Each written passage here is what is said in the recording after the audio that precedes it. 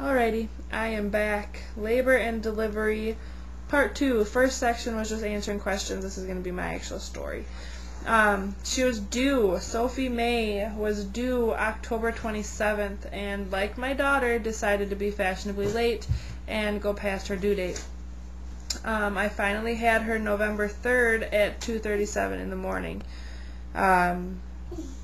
I had been 2 centimeters dilated for about 2 weeks prior to that day.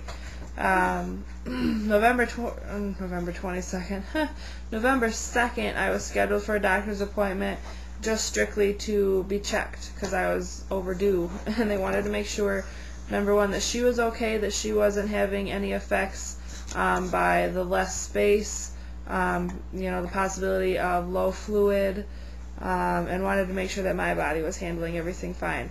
I am just under 6 feet, so there's really never been any concern for size. I can have those.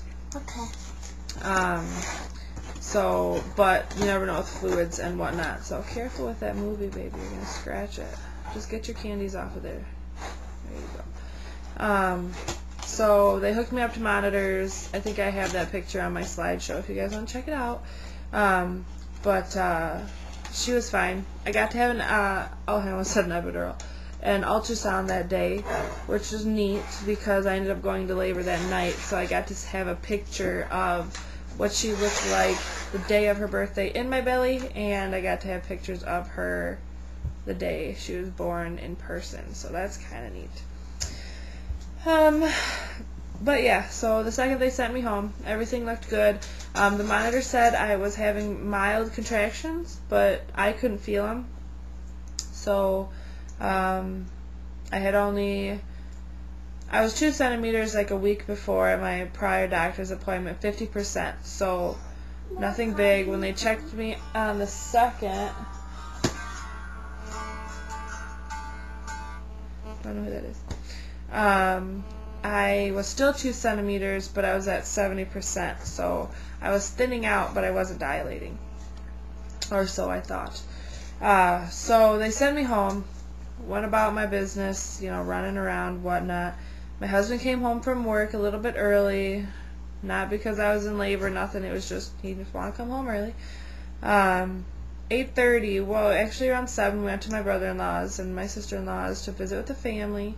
We were sitting around just BSing. 8:30 rolls around and I started getting mild cramping. Now, because I had been checked prior, that was to be expected. I cramp after I get checked, and it doesn't have to be directly after. It's just sometime during the day, or night in that case. So I didn't think anything of it. I kind of ignored it. Munched on my ice chips, which I ate religiously. I craved ice chips towards the end of my pregnancy, and they were better than chocolate cake, I swear. So yeah, 8:30 cramping started, just tried to ignore it, eating my ice. 9:30 came around, I asked my husband if we could go home. They were to the point where I just kind of wanted to curl up on the couch and just watch a movie and be at home in my PJs, comfy, So when you don't feel good, you just want to be home, in your own bed, in your own couch, whatever. So 9:30 we left. We only lived like 5 minutes apart from each other, so it didn't take long to get home. My husband, went to go use the restroom when we got home, and my contractions just picked up like somebody just flicked a switch. They picked up so quickly that they startled me, and it was so uncomfortable that I was on my hands and knees rocking back and forth trying to ease some of the pain.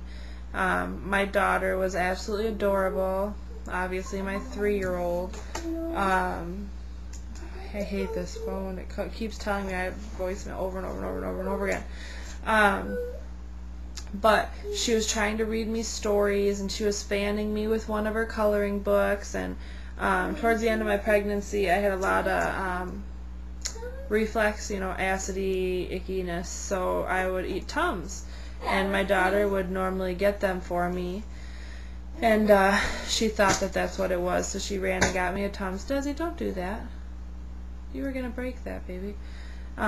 which was adorable. She knew Mommy was in pain, and she figured that might help, so I pretended to take it. I didn't need it at the time, and I didn't know, what it would interfere with. So, but yeah, so 10:30, I called my doctor. My doctor, unfortunately, was not on call that night, which was fine. The other doctor who was super nice and knew what she was doing. But I called, told them they were about a little less than 2 minutes apart. She suggested to come in, which I did. We got to the hospital, and I checked in at 10:50. And I was 4 centimeters, so they kept me. Which I was excited about, because once you get 4 to 6 centimeters, you can have an epidural. So I'm thinking, man, if I've handled it this well this far, and now I get an epidural, this is going to be a cinch. This is amazing. I was ecstatic. I had really bad anxiety through my pregnancy, just in the fear of labor. I mean, I was so excited to have another baby, but the process of, in which it takes to get there, Desi, baby, a little frightening, a little painful, but it's worth it. I mean, at the time, you're not exactly happy, but once you see that little face, it makes it all worth it. So,